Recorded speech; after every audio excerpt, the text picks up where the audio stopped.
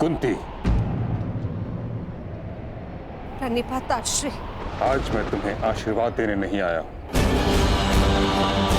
मैं तुमसे कुछ प्रश्न पूछने आया हूं। कैसा प्रश्न ताश्री? वो प्रश्न जिसका उत्तर तुम्हारे अतीत में है, उस अन्याय के विषय में पूछने आया हूं जो तुमने एक अबोध बालक के साथ किया।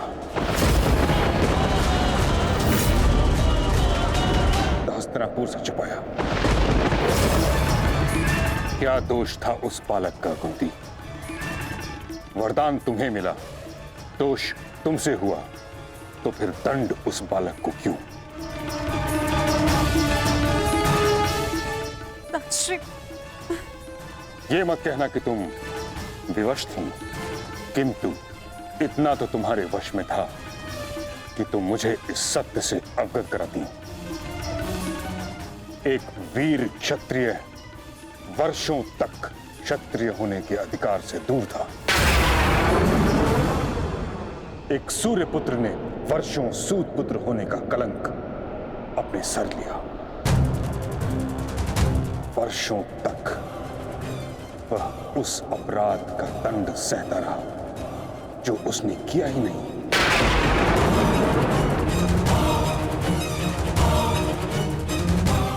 तुमने न स्वयं कर्ण के साथ अन्याय किया है कुंती, बल्कि हर पल हर पग पर उसके विरुद्ध मुझसे भी अन्याय करवाया है। मैं क्षमा चाहती हूँ ताश्री, परंतु समझ नहीं पाई कि मैं आपको सत्य कैसे बताऊं। समझ तो तुम नहीं रही हो कुंती, कितना बड़ा अनर्थ करवा दिया है तुमने हस्तिनापुर से। एक क्षत्रिय को सूत का जीवन व्यतीत करना पड़ा। उसे ना क्षत्रियोचित शिक्षा मिली, ना ही अधिकार। रंगभूमि से उसे अपमानित करके निकाला गया। उसके भाई के मुंह में उबलता हुआ स्वर्ण डाला गया। हर पल उसे पीड़ा मिली, हर पल उसके साथ घोर अन्याय हुआ। तुमने ठीक नहीं किया कुंती, परंतु मैं अब सब ठीक कर दूंगा। हमें इस सत्य से सबको अवगत कराना होगा कि कर्ण तुम्हारा पुत्र है, अन्यथा अनर्थ हो जाएगा। नहीं ताश्री, आप ऐसा मत कीजिए। इस सत्य का अगर सबको भान हो गया तो अनर्थ हो जाएगा। जन्म से कर्ण को सम्मान नहीं मिला। अपने कर्म से जो उसने सम्मान अर्जित किया है, सबको सत्य बताने से वो भी समाप्त हो जाएगा। मैं आपसे विनती करती हूँ ताश्री, इस सत्य को आप रहस्य ही रहने दीजिए। विनती।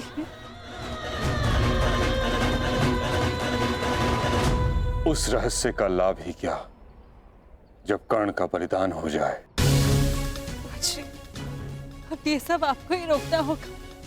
दो सहोदर एक दूसरे का रक्त ना भाई, ये उत्तरदायित्व आपको ही लेना होगा ताश्री। आपको और वो के प्रधान के सेनापति रण की रक्षा केवल आप ही कर सकते हैं ताश्री। मैं अपने 6 पुत्रों को जीवन देखना चाहती हूँ। अब आपको ही कुछ करना होगा ताश्री। इस विपदा का है आपको ही निकालना होगा।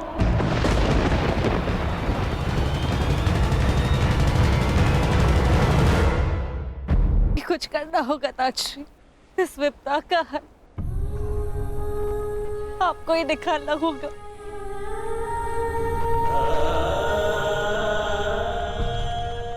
एक माता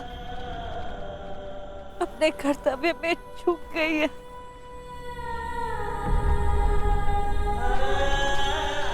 प्रत्येक पितामह नहीं चूक सकते ताजश्री।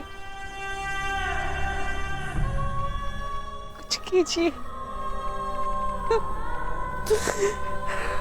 हर बार भीष्म के समक्ष ही भीषण स्थिति क्यों उत्पन्न हो जाती है? क्यों?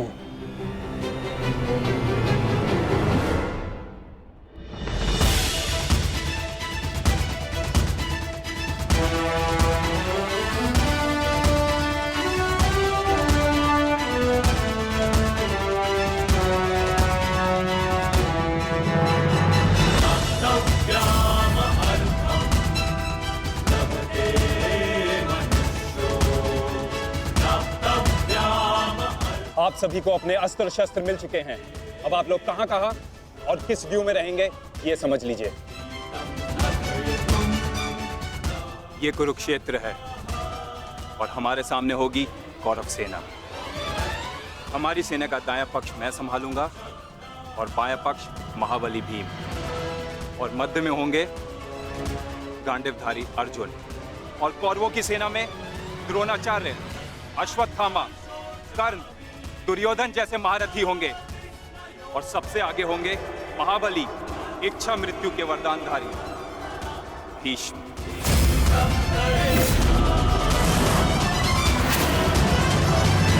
इस युद्ध में सभी ने अपना स्थान जान लिया है।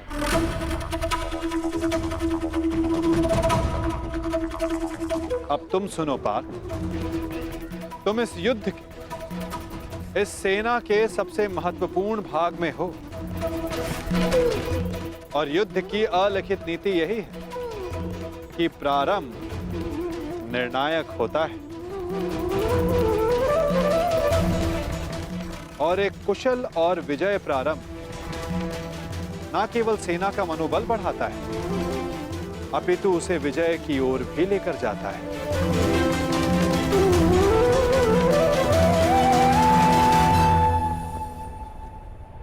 तुम हमारी सेना के मेरुदंड हो, मूल आधार हो, इसलिए विशेषतः आक्रमण तुम्हारे ऊपर ही होंगे पापा।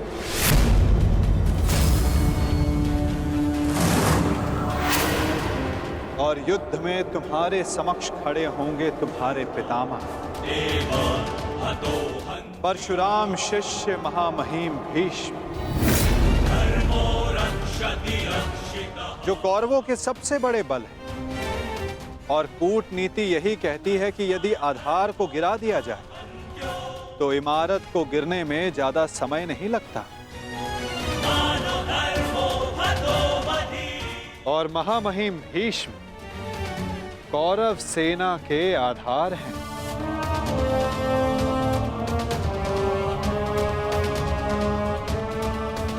और तुम्हें उन्हें गिराना ही होगा। यदि युद्ध के प्रथम दिन ही तुम उन पर हावी हो जाओ तो ये हमारे पक्ष के लिए सर्वोत्तम होगा पार्थ।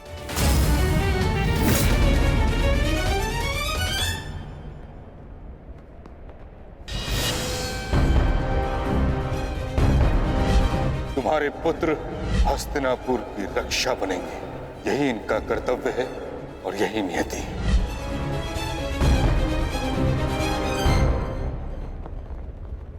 कहां खो गए पार्थ?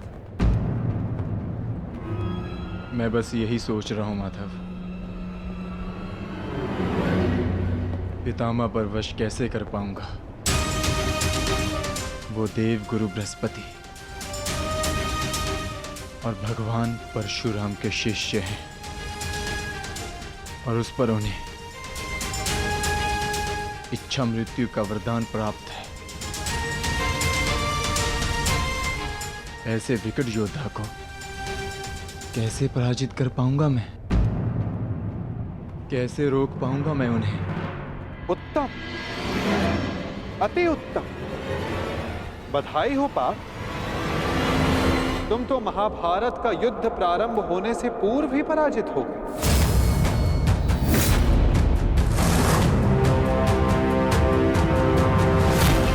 एक शत्रु की शक्ति का अनुमान होना एक योद्धा के लिए उचित होता है, परंतु शत्रु की शक्ति को देखकर उससे स्वयं को हीन समझना पराजय की ओर सबसे पहला पड़ाव होता है पार्थ। कुरुक्षेत्र में तुम्हारे विरुद्ध खड़ा प्रत्येक योद्धा तुम्हारा शत्रु है पार्थ, जिसका तुम्हें वध करना है।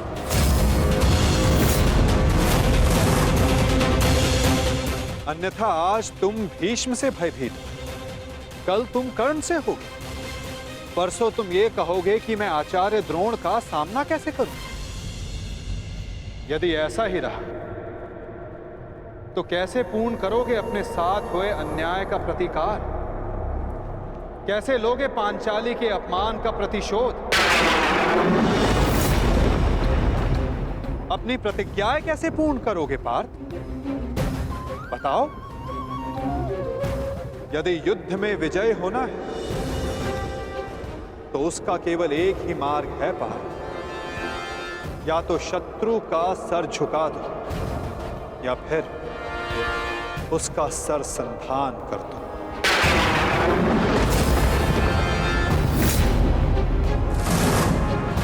यदि तुम्हें इस धर्म युद्ध में विजय पानी है तो तुम्हें अपने पितामह का सर झुकाना होगा।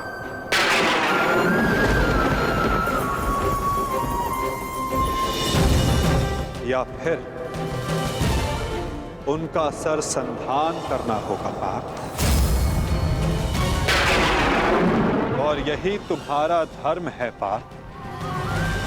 केवल गंगा पुत्र भीष्म ही नहीं, तुम्हें हर उस योद्धा का वध करना होगा, हर उस योद्धा को दंड देना होगा जो धर्म स्थापना के मार्ग में आए।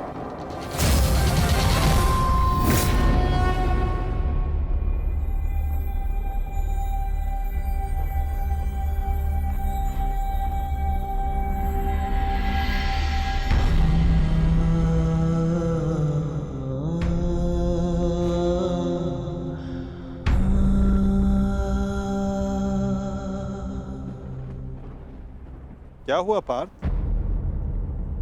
तुम इतने विचलित क्यों हो? कुछ नहीं माधव।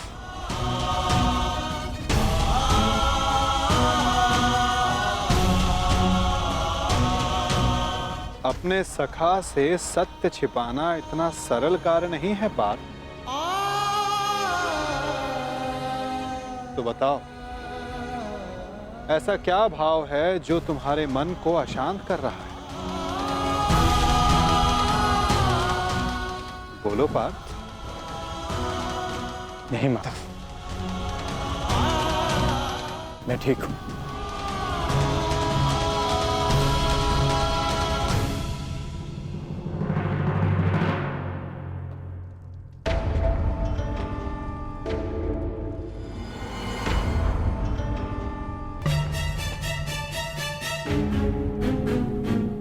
सब पहुंच गए, मेरे पितामह कहाँ रह गए?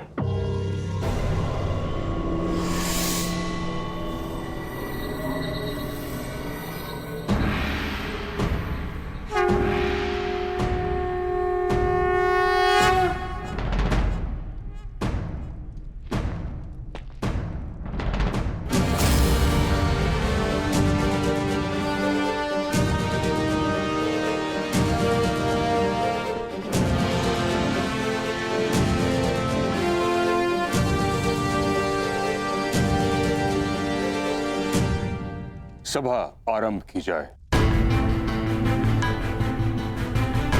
सभी रथी, महारथी और योद्धा आकर वो अस्त्र ग्रहण करें जिससे उन्हें युद्ध में प्रयोग करना है।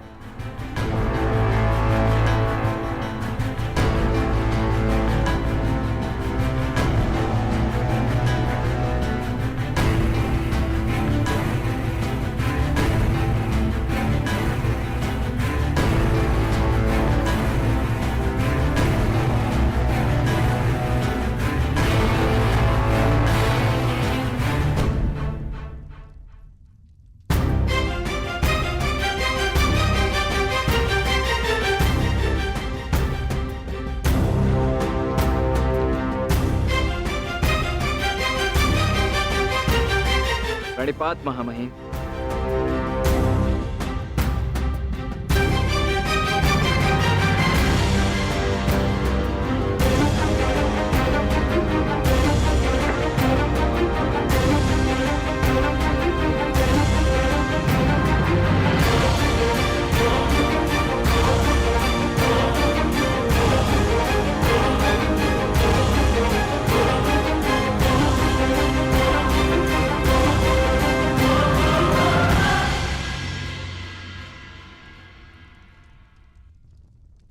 यशस्वी भव।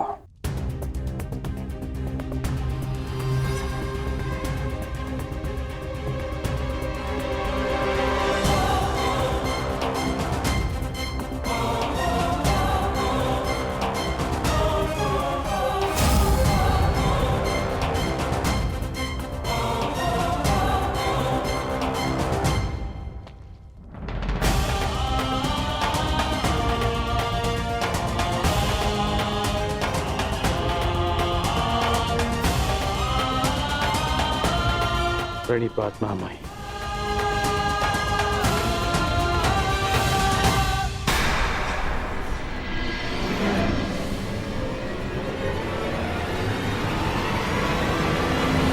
ओ सहोदर, एक दूसरे का रक्त न भाई, ये उत्तरदायित्व आपको ही लेना होगा ताजश्री। प्राण की रक्षा केवल आप ही कर सकते हैं।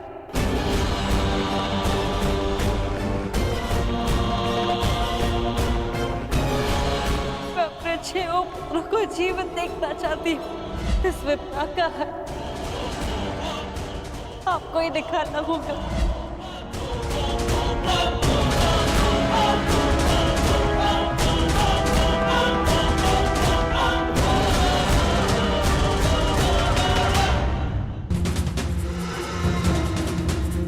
क्या हुआ पितामह?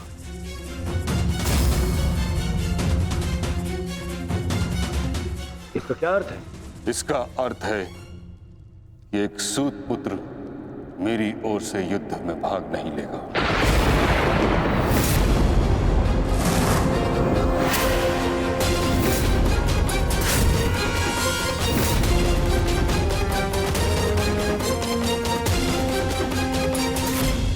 ये क्या कह रहे हैं आप पितामह?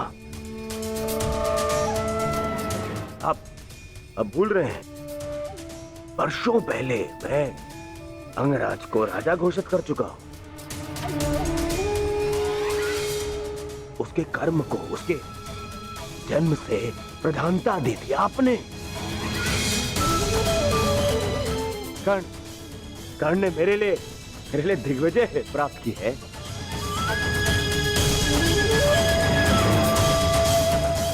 आपने स्वयं विराट युद्ध में उसके साथ मिलकर युद्ध किया। तो फिर आज उसके भूत पुत्र होने का प्रश्न कहां से उत्पन्न हो गया है? बात जन्म की ही तो है दुर्योधन। हाँ, मैंने कर्ण के साथ युद्ध लड़े हैं, परंतु ये युद्ध बाकी युद्धों से भिन्न है। ये एक महान युद्ध है। भले ही कर्ण अंगराज है, परंतु यह बात भी सत्य है कि इसका जन्म एक सूत के घर हुआ है।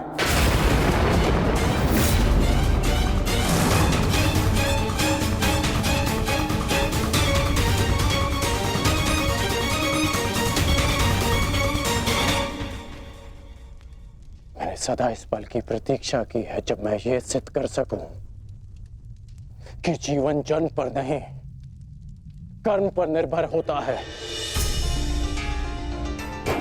और आज जब ये समय आया तो आप मुझसे कह रहे हैं कि मैं रिक्त हाथ लौट जाऊं।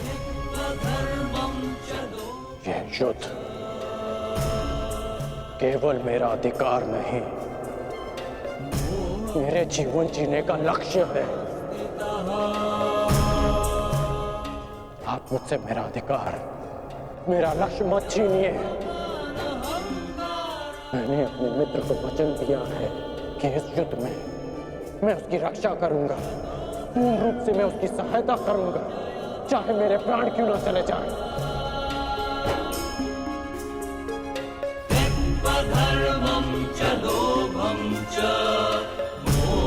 और आप मुझसे कह रहे हैं कि मैं इस युद्ध में सम्मिलित ही नहीं हो सकता।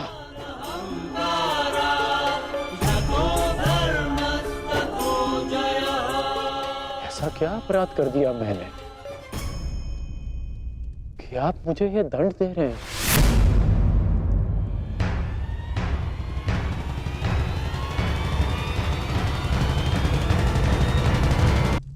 कि आप मुझे ये दंड दे रहे हैं?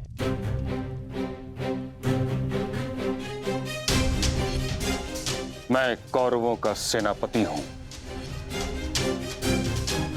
और एक सूत पुत्र को अपने निर्णय का कारण बताना उचित नहीं समझता।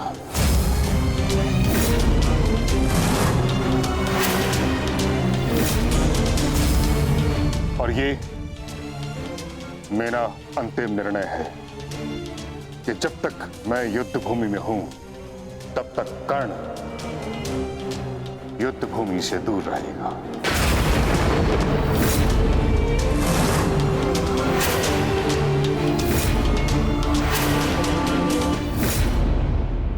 ठीक है बेटा, कर्ण को उत्तर देना या ना देना आपका अधिकार है, परंतु एक सेनापति का कर्तव्य भी है और धर्म भी कि वो अपने युवराज के हर एक प्रश्न का उसे उत्तर दे। तुम्हारा पितामह होने के नाते मैं इस प्रश्न का उत्तर देना उचित नहीं समझता।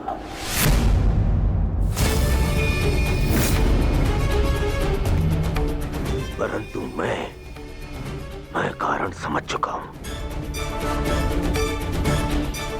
और कारण ये है कि आपका मन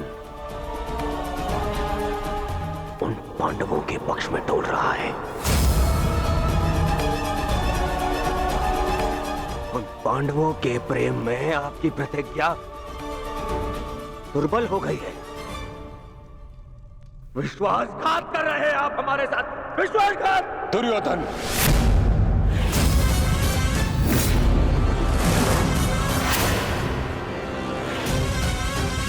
नहीं पितामह, मुझ पर क्रोध दिखाने से आपका सत्य बदल नहीं जाएगा, और सत्य यही है कि आप पांडवों का पक्ष ले रहे हैं। आप जानते हैं कि यदि कर्ण ने इस युद्ध में भाग लिया तो वो आपके उन प्यारे पांडवों का नाश कर देगा, और इसी उद्देश्य के चलते आप कर्ण को इस युद्ध से दूर रखना चाहते हैं। तुम्हें जो समझना है समझो दुर्योधन, परंतु मैं किसी को भी अपना उद्देश्य बताना उचित नहीं समझता।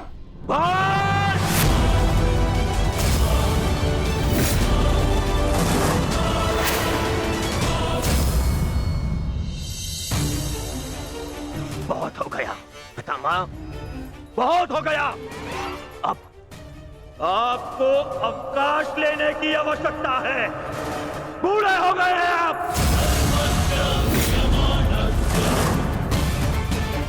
इसीलिए मैं महाराज धृतराष्ट्र का ज्येष्ठ पुत्र दुर्योधन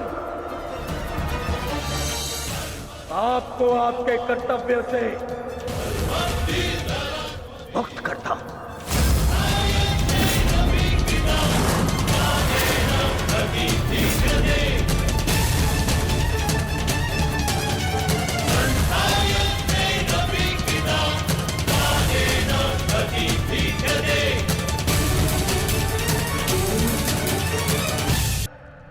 महाराज धृतराष्ट्र का ज्येष्ठ पुत्र दुर्योधन आपको आपके कर्तव्य से मुक्त करता हूं।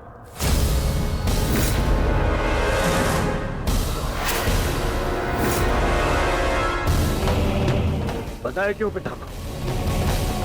क्योंकि आपसे कहीं अधिक विश्वास मुझे मेरे मित्र कर्ण पर है, उसकी प्रबलता पर है।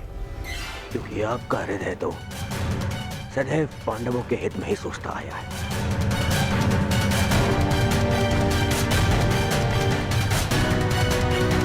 और मैं ऐसे सेनापति को अपनी समस्त सेना का उत्तरदायित्व नहीं दे सकता जो शत्रु हित में सोचता हो।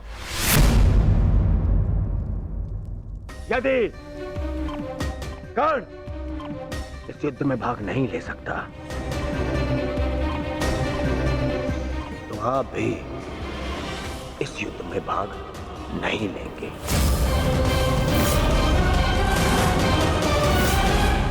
यदि तुम्हारा यह निर्णय है दुर्योधन, तो यही सही। मैं स्वयं को इस युद्ध से विरक्त घोषित करता हूं।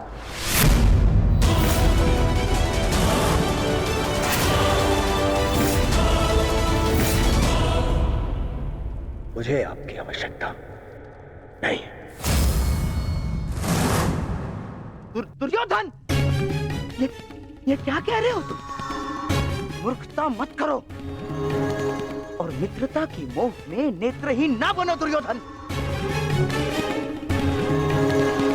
हमें कर्ण से अधिक पितामह की आवश्यकता है, समझ गए तुम? मैंने आपसे सुझाव मांगा, मांगा तो जाइए और जाकर अपना स्थान ग्रहण कीजिए। मुझे याद है कि मैं क्या कर रहा हूं। जाइए।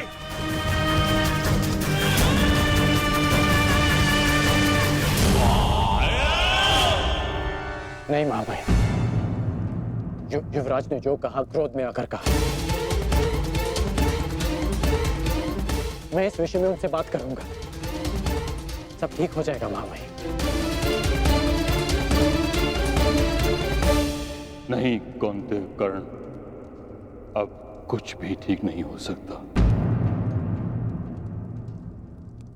मेरी बात सुनिए महामहिम। मुझे एक सूत पुत्र की बात नहीं सुननी।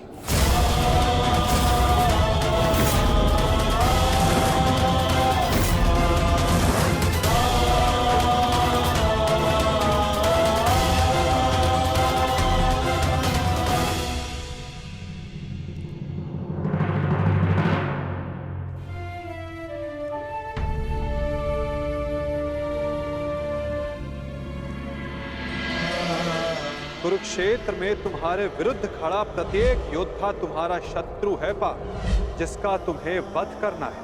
अन्यथा आज तुम भीष्म से भयभीत हो, कल तुम कर्ण से हो, परसों तुम ये कहोगे कि मैं आचार्य द्रोण का सामना कैसे करूं। यदि ऐसा ही रहा तो कैसे पूर्ण करोगे अपने साथ हुए अन्याय का प्रतिकार? कैसे लोगे पांचाली के अपमान का प्रतिशोध? क्या बात है आर्य, बड़ी गहन सोच में डूबे हुए हैं। कोई समस्या है?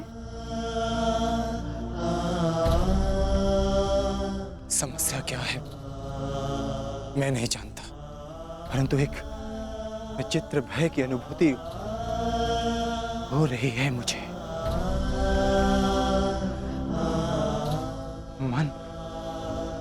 मन बड़ी दुविधा में है।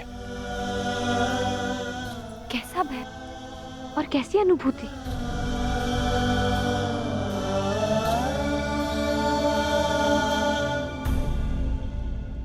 मैं और मेरा मन इस दुविधा में है कि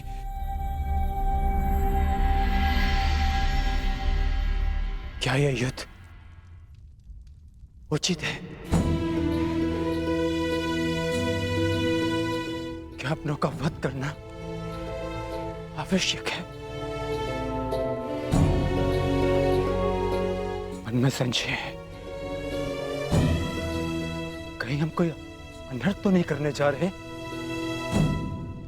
अनर्थ तो उन्होंने किया था आर्य। भूल गए लक्षाग्रह, भूल गए वो द्यूत सभा, भूल गए मेरा चीरहरण करने का प्रयास। वो वनवास, अज्ञातवास स्मरण नहीं आपको? ये अनर्थ नहीं, अभी तो इस समय का सबसे अर्थवान कार्य है आर्य।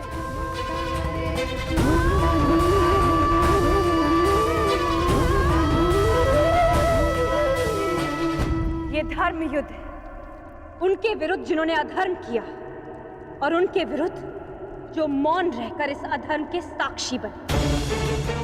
ये एक प्रयास है आर्य, आने वाली पीढ़ियों के समक्ष एक उदाहरण प्रस्तुत करने का कि जो अधर्म करता है और जो चुप रहकर उसे होते हुए देखता है, वो दोनों ही नाश के भागी हैं।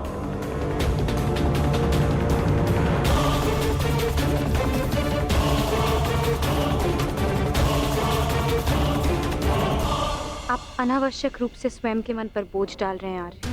आप योद्धा हैं और ये महायुद्ध आपके जीवन का लक्ष्य, आपका कर्तव्य और आपका धर्म। धर्म?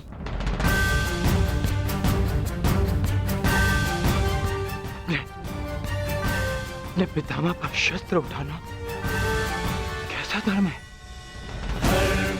ले गुरु का वध करना कैसा कर्तव्य? विराट युद्ध में जब यही लोग आपके विरुद्ध धनुष बाण ताने खड़े थे, तो क्या ये उनका कर्तव्य था? प्रतिज्ञा से बंधे होने का बहाना बनाकर अपनी कुलवधू की लाज लुटते हुए देखना, क्या ये उनका धर्म था? और ये मत भूलिए आर्य, आचार्य द्रोण ने अपना प्रतिशोध पूरा करने के लिए पिताश्री के विरुद्ध आप सबको युद्ध में झोंक दिया था। आप तो अधर्म का प्रतिकार ले रहे हैं।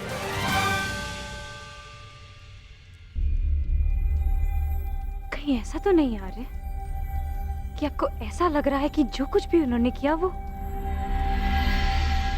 धर्म था, उचित था? नहीं पांचाली, नहीं।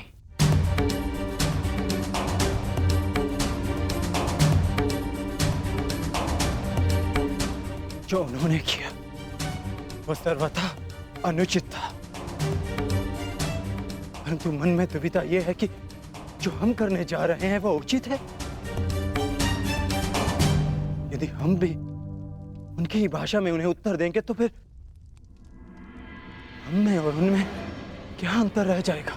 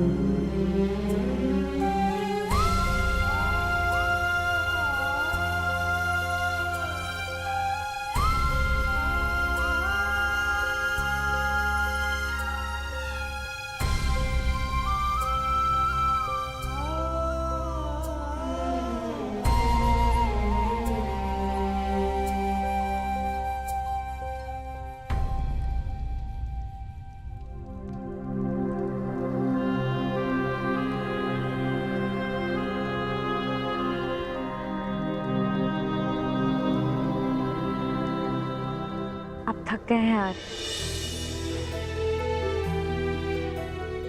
विश्राम कीजिए, सो जाए। सो जाऊं? कैसे सो जाऊं पांचाली,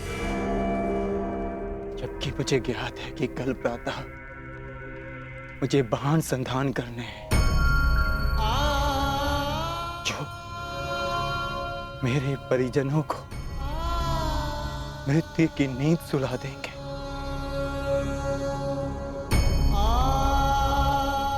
तो कैसे सो जाऊं मैं? कैसे?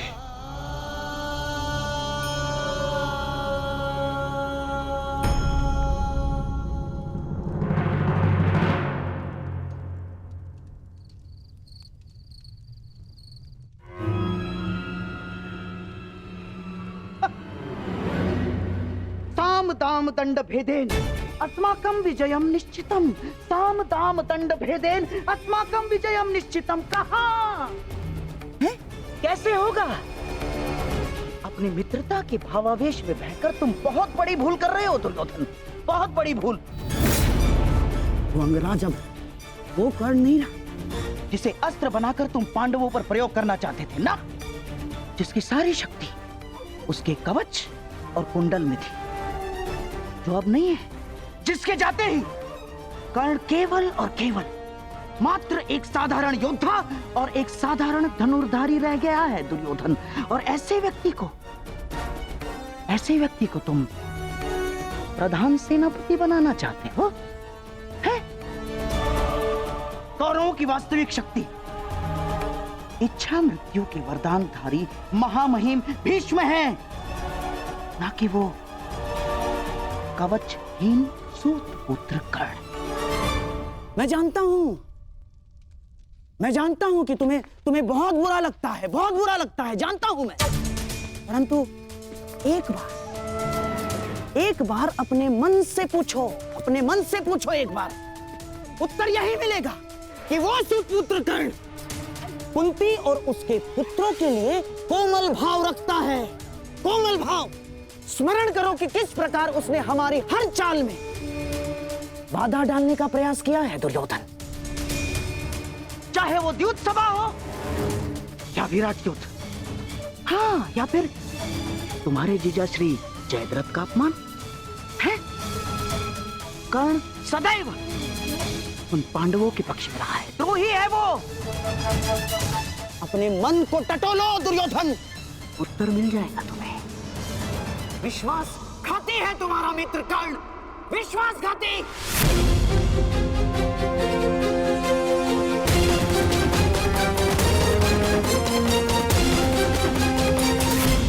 ये क्या कर रहे हो? कुछ लौटिए।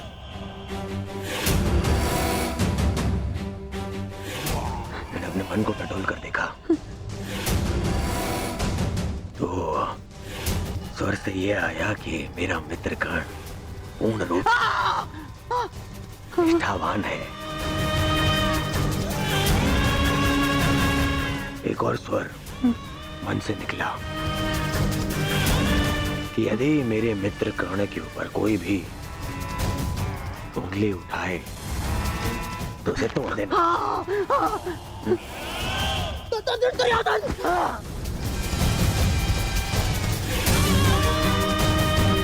केवल इसलिए कि आप मेरे मामा श्री हैं। बार बार मेरे धैर्य की परीक्षा लेने का अधिकार नहीं मिल जाता। भविष्य में स्मरण रखना, जब मैंने अपने संबंधियों को क्षमा नहीं किया, उन्हें 5 गांव ना देकर इस महायुद्ध का आह्वान कर दिया, तो आपका नाश करने में मुझे एक क्षण भी नहीं लगेगा।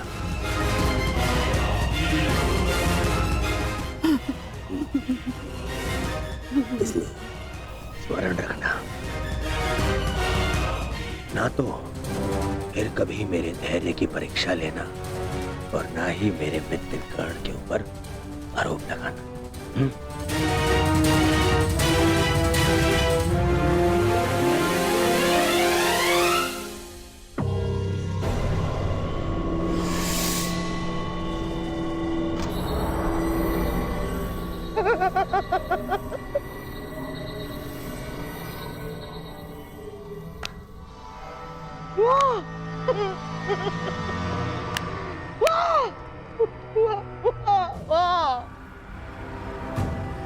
मेरे होने वाले सम्राट, वाह! आज तुमने उस पुत्र के कारण अपने उस मामा का अपमान किया, जो अपना सब कुछ त्याग कर तुम्हारे हित के लिए, केवल तुम्हारे हित के लिए अपनी बहन के घर श्वान बनकर बैठा है। तुमने उस मामा का अपमान किया जिसने अपना श्वास, अपना ध्यान, अपनी आस, अपना अभ्यास सब कुछ न्योछावर कर दिया अपने होने वाले सम्राट के लिए। तुमने उस मामा का अपमान किया दुर्योधन, जिसने साम दाम दंड भेद युक्ति कपट छल कुचक्र षड्यंत्र सबकी पराकाष्ठा कर दी। क्यों? अपने होने वाले सम्राट के लिए है? और तुमने उस मामा का अपमान किया उसके लिए जिसने अपना कवच और कुंडल उन पांडवों को दान में दे दिया। साधु मेरे होने वाले सम्राट, साधु। महामहिम का निर्णय स्वीकार नहीं है। मुझे तो युवराज दुर्योधन का संदेह उचित प्रतीत होता है। हाँ, अवश्य महामहिम उन पांडवों की सुरक्षा चाहते हैं और वो जानते हैं कि जब तक आप युद्ध में उपस्थित रहेंगे तब तक पांडव सुरक्षित नहीं है।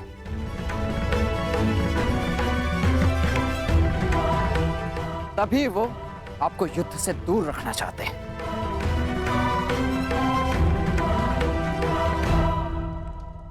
जानता हूं मैं ये बात।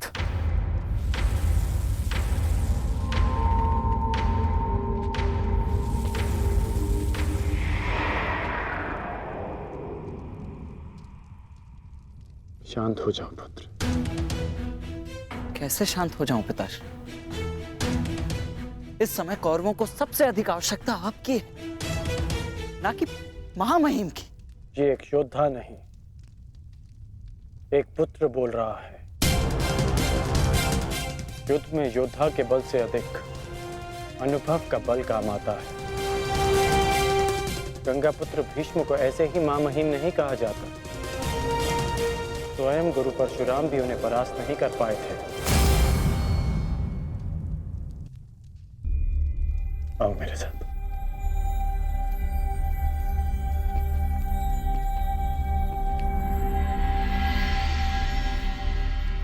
जब तुम भीतर आए थे तो बाहर कौन था?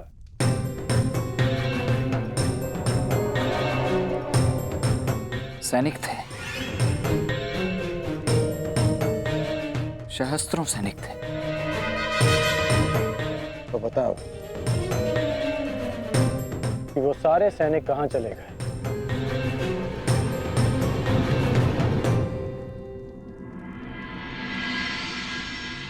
हस्तिनापुर में चारों ओर यह सूचना फैल रही है कि महामहिम कौरव सेना का नेतृत्व नहीं करेंगे।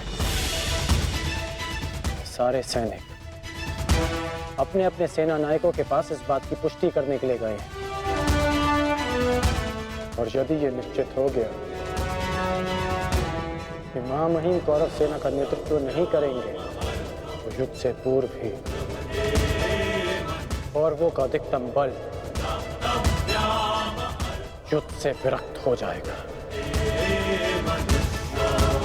ये सारे सैनिक अपने प्राण हथेली पर लेकर इसलिए लड़ते हैं क्योंकि इन्हें विश्वास है कि उनका सेनापति उनके प्राण व्यर्थ नहीं जाने देगा, कि उनके जीवन के बदले में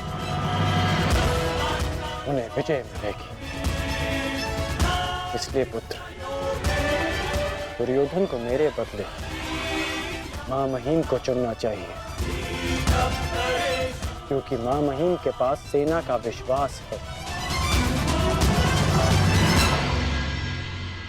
तो अब आप क्या करेंगे पिताश्री? एक योद्धा होने के नाते अपने से महान योद्धा का सम्मान और वो कार्य जो मेरे मित्र के हित में होगा।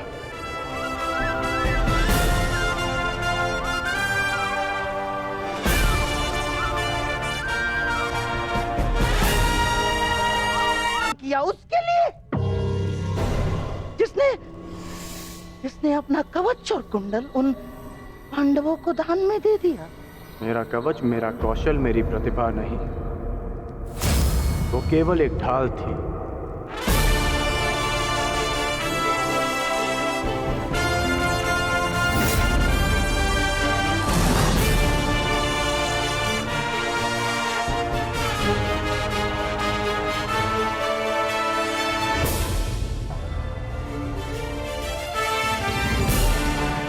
दुर्योधन की ढाल मैं हूं। मेरी मित्रता है, और ये मित्रता मेरे लिए मेरे प्राणों से भी अधिक महत्वपूर्ण है। मैंने सदैव अपने मित्र के प्रति अपनी निष्ठा सिद्ध की है, और आज भी मैं ऐसा ही करूंगा।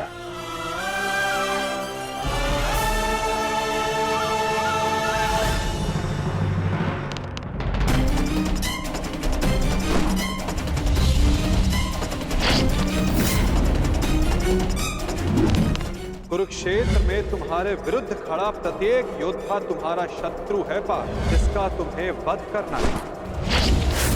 ये धर्म युद्ध उनके विरुद्ध जिन्होंने अधर्म किया। अन्यथा आज तुम भीष्म से भयभीत हो। भूल गए लक्षाग्रह, कल तुम कर्ण से हो। भूल गए वो द्यूत सभा। परसों तुम ये कहोगे कि मैं आचार्य द्रोण का सामना कैसे करूं? भूल गए मेरा चीरहरण करने का प्रयास। यदि ऐसा ही रहा तो कैसे पूर्ण करोगे अपने साथ हुए अन्याय का प्रतिकार? कैसे लोगे पांचाली के अपमान का प्रतिशोध? कुरुक्षेत्र में उनके विरुद्ध जिन्होंने अधर्म का प्रतिशोध।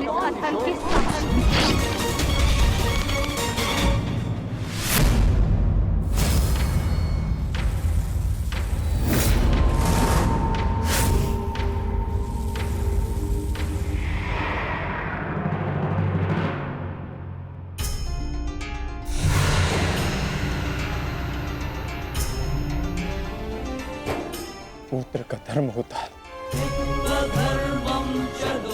बढ़ती आयु में अपने पितामह को संभालना। मैं युद्ध क्षेत्र में मैं कैसे गिरा सकता हूं? जिन्होंने मुझे धनुष उठाना सिखाया,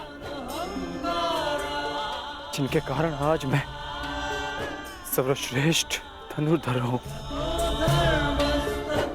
उन गुरु द्रोण पर बाण संधान कैसे कर सकता हूं मैं? जीवन में पहली बार आज मेरे हाथ कांप रहे हैं, अर्थात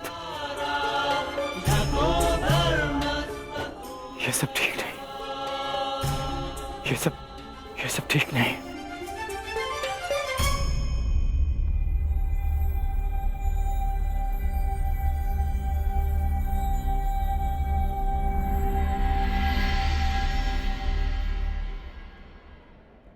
क्या हुआ पार्थ?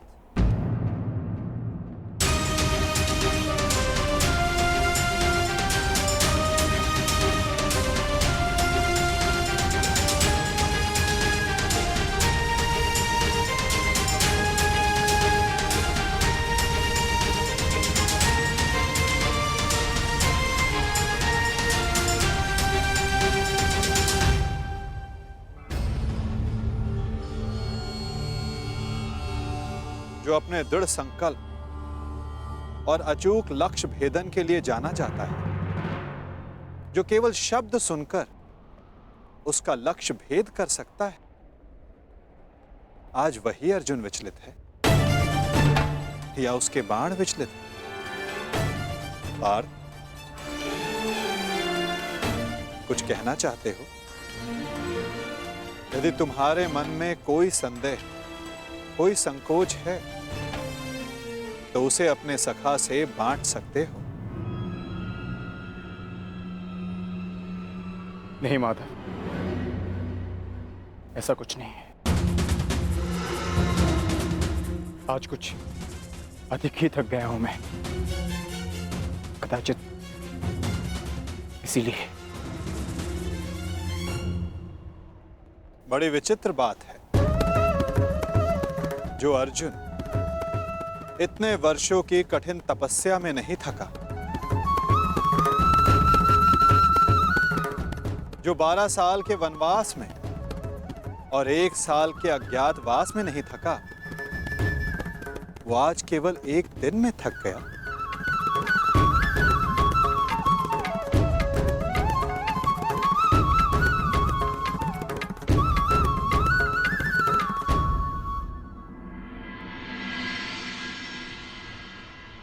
कोई बात नहीं पार्थ। असाधारण मनुष्यों के जीवन में विचित्र कथाएं होती ही रहती हैं। आओ, शिविर में चलकर सभी वीर मिलकर भोजन करें। कल से युद्ध प्रारंभ होने वाला है पार्थ। किसे ज्ञात किसके साथ दोबारा भोजन करने का अवसर ही ना मिले।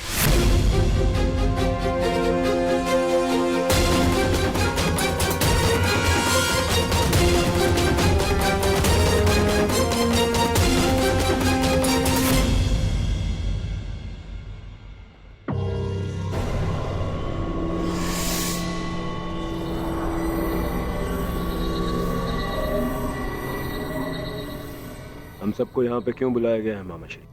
क्या? मुझे तो लगा कि तुमने हम सबको यहाँ एकत्रित होने का आदेश दिया है।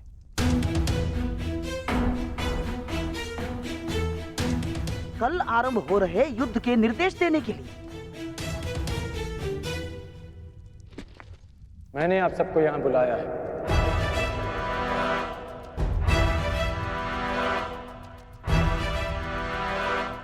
पधारने के लिए धन्यवाद। परंतु तुमने हमें यहाँ क्यों आमंत्रित किया है कर्ण? बताता हूं मित्र, पहले सभा पूर्ण हो जाए।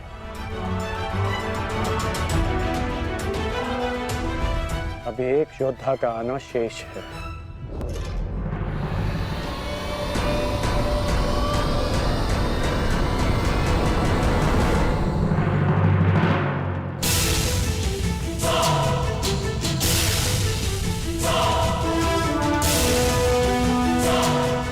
इससे पूर्व कि किसी के भी मन में कोई विचार उत्पन्न हो, मैं बता देना चाहता हूं कि मेरे यहां आने का कोई उद्देश्य नहीं। मैं यहां केवल अंगराज के आग्रह पर उपस्थित हुआ हूं।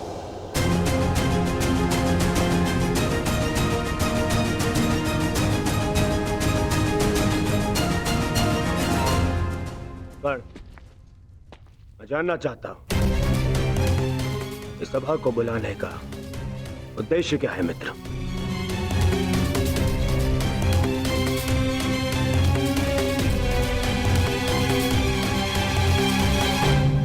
उद्देश्य है युद्ध में विजय।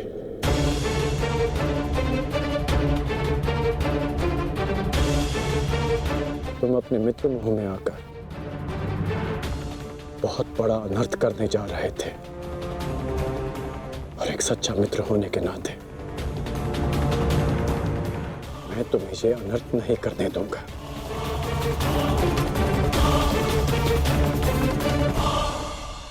मैं राधेकर्ण आप सबके समक्ष एक प्रस्ताव रखता हूं कि गंगा पुत्र महामहिम भीष्म को फिर से कौरव सेना का सेनापति नियुक्त किया जाए।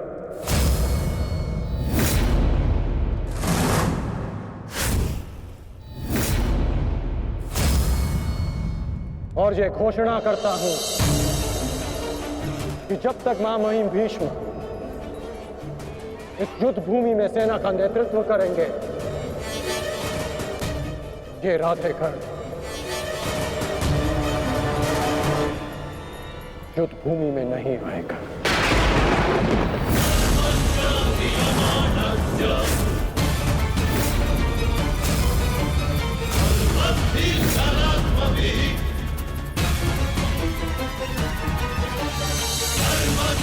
ये तुम क्या कह रहे हो मित्र? मुझे इस युद्ध में तुम्हारी अपने मित्र की ही सबसे अधिक आवश्यकता है। महामहिम से भी अधिक? नहीं मित्र, तुम भूल कर रहे हो। मैं कवच खोया योद्धा हूं, और महामहिम हस्तिनापुर के कवच हैं। तुम्हें मुझसे अधिक आवश्यकता उनकी है।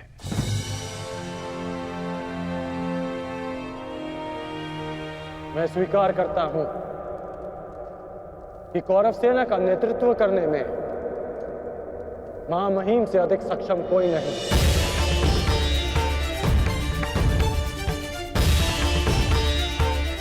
मैं भी नहीं।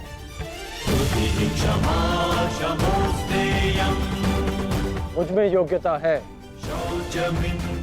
परंतु मां मही अपने विवेक, धर्म और शौर्य के लिए जाने जाते हैं, और इनके विवेक का मैं भी सम्मान करता हूं।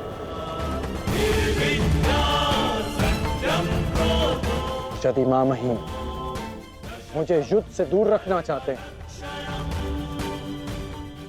तो अवश्य इसके पीछे कोई महत्वपूर्ण कारण होगा जिसमें सबका हित होगा। मैं ये सब इसलिए कर रहा हूं क्योंकि मैं तुम्हें हस्तिनापुर के सिंहासन पर देखना चाहता हूं, और मेरा लक्ष्य पूर्ण करने के लिए मैं ऐसे 1000 स्वप्न का बलिदान दे सकता हूं।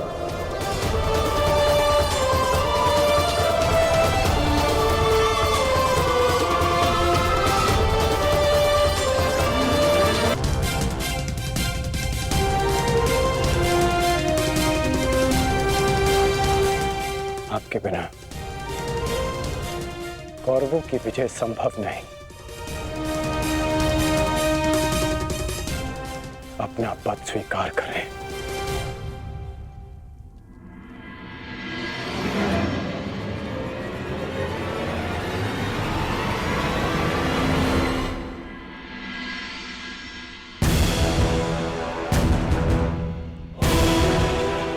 हर हर महादेव, हर हर महादेव, हर हर महादेव।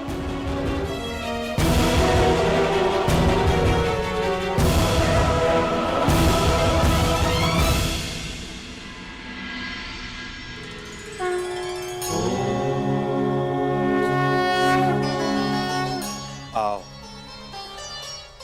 हम साथ मिलकर ये अमृत तुल्य भोजन ग्रहण करें, हमें शक्ति मिले, हमारा तेज एक होके बढ़े,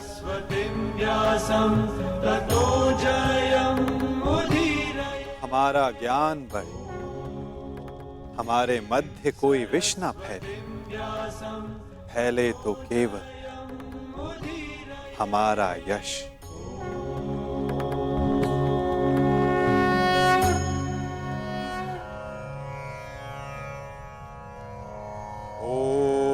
सहना भवतु।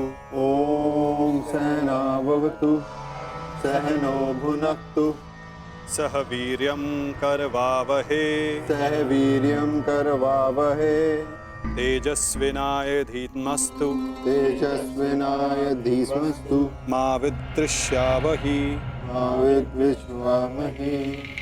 ओम शांति शांति शांति।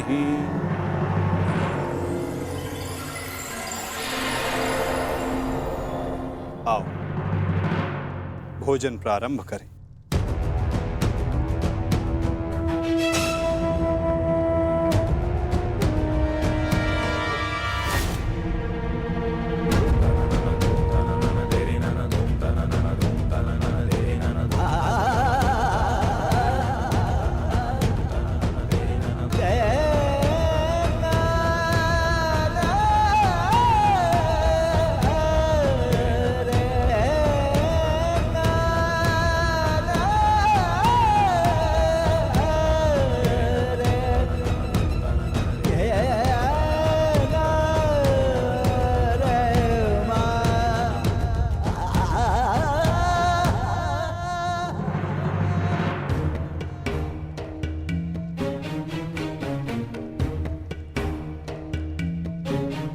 पिताश्री, रात्रि गहरी हो चुकी है, आपको विश्राम कर लेना चाहिए।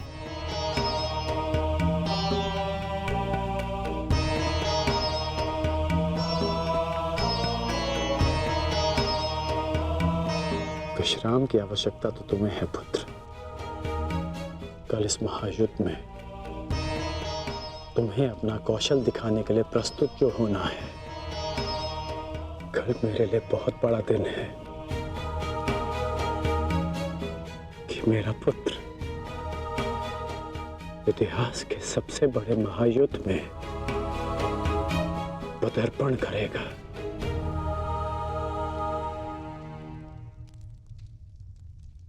मुझे गर्व है तुम पर।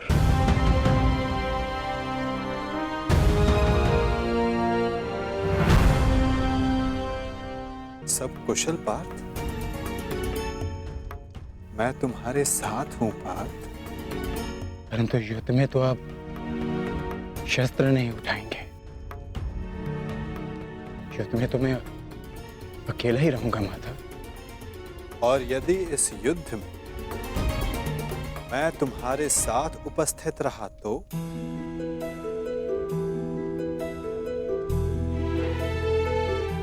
मुझसे अधिक भाग्यवान इस संसार में और कोई नहीं होगा। परंतु मैं जानता हूं मेरी ये कामना अधूरी रह जाएगी। यदि कामना पूर्ण बल से की जाए तो वो अवश्य पूर्ण होती है पार्थ। और यदि प्रार्थना में समर्पण तो वो स्वीकार होती है।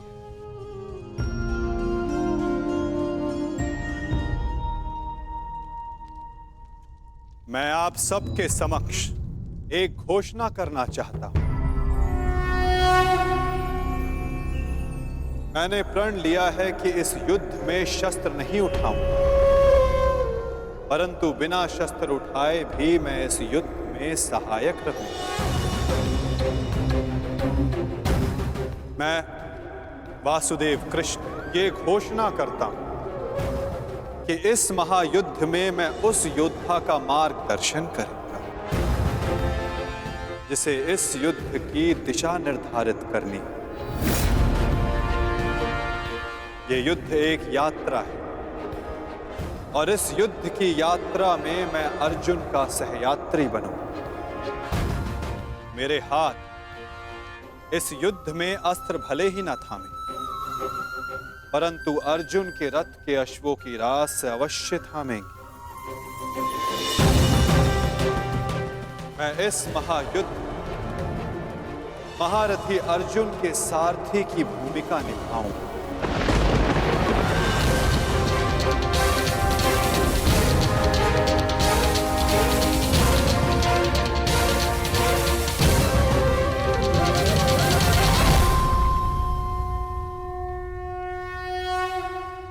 नहीं माधव, मैं रथी बनकर आपको आदेश दूं, यह संभव नहीं। आपका स्थान सबसे ऊंचा है, तो मैं स्वयं आपको नीचे स्थान पर बैठने नहीं दे सकता। कौन ऊंचे स्थान पर बैठा है और कौन नीचे स्थान पर, ये तो देखने वाले के दृष्टिकोण पर निर्भर करता है। तुमने कहा कि मैं सबसे योग्य हूं, और जो सबसे योग्य होता है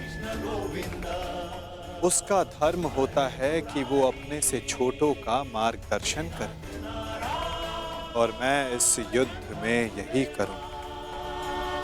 मैं इस युद्ध में तुम्हारा सारथी इसलिए बनूंगा यदि तुम अपने लक्ष्य के मार्ग से भटक जाओ तो पुनः तुम्हें तुम्हारे लक्ष्य के मार्ग पर ला सकूं।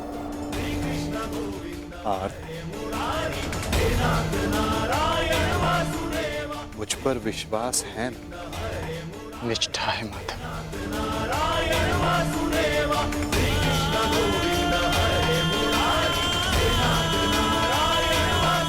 आज मैं धन्य हो गया,